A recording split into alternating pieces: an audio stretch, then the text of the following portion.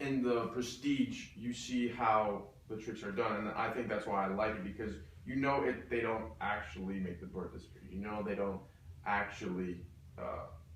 Border doesn't actually teleport from one door to another, but it's figuring out how they get to that I find interesting. That's why I think the plot of the Prestige is better.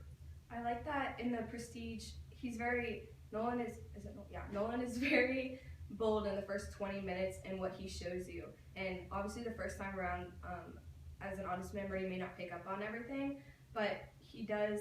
Like looking back on it afterwards, he does mirror the very first opening scene with the bird, and the scene where he like there's a little boy crying about his brother who is oh, you killed my brother, and then the very next scene it's Nolan and he's with that girl and he's like, oh, you think that lock's gonna keep me out of your door? And then he walks away and she opens it and he's inside and he's like, oh, I want sugar with my tea. That physically isn't possible, and he literally just showed you like with the birds, one disappears and the other appears and they're brothers, and he already made that connection. And the next scene, one has appeared and for the other to appear, the other one disappears because they're brothers. So he's very bold in the way that he shows you and mirrors those, but so I think it's very creative how he does that, and I did like that. The Illusionist, it's a different type of magic because it's stuff that is achievable through illusion, whereas the Prestige isn't. So just different. Okay, character development. Big character development in Prestige with Hugh Jackman's character and his obsession with like finding out how he did it, and that kind of for like the good part of the latter half of the movie.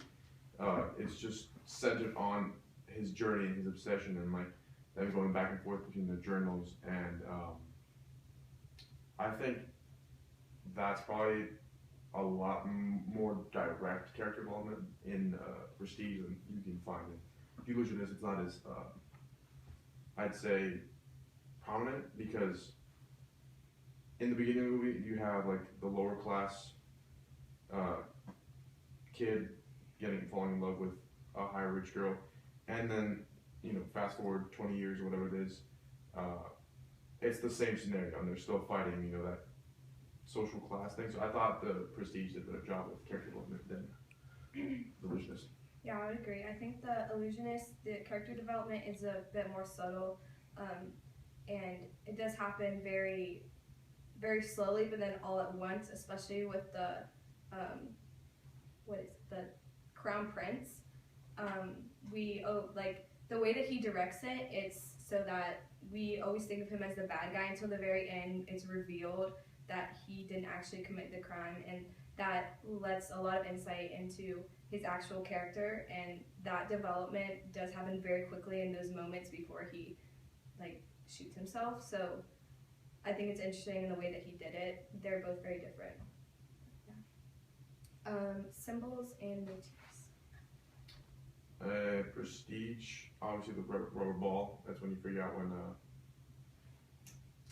Borden hands the ball to his assistant, which is his brother, through the jail cell.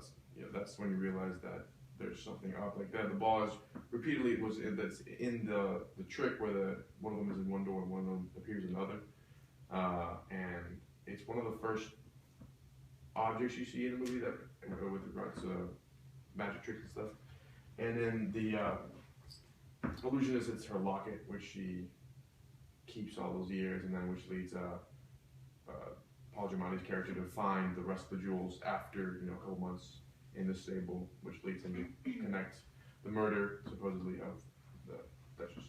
Also in the Prestige, definitely the hats. Those are one of the opening scenes that shows you all the hats. Well, we don't really know what they mean in the beginning. We definitely learn how they contribute to the work as a whole as the movie progresses, and the sword and the Illusionist, kind of off of what you were going, but it really does contrast the social class and the struggle between those two. So yeah, but definitely what you're saying too. And film techniques. So in the Prestige, Well, actually, let's start with The Illusionist. In The Illusionist, there's a lot of stable, like kind of like classic shots, which makes it more believable. Because in The Illusionist, you're more an audience member than you are behind the scenes stagehand, someone that sees everything that's happening. And I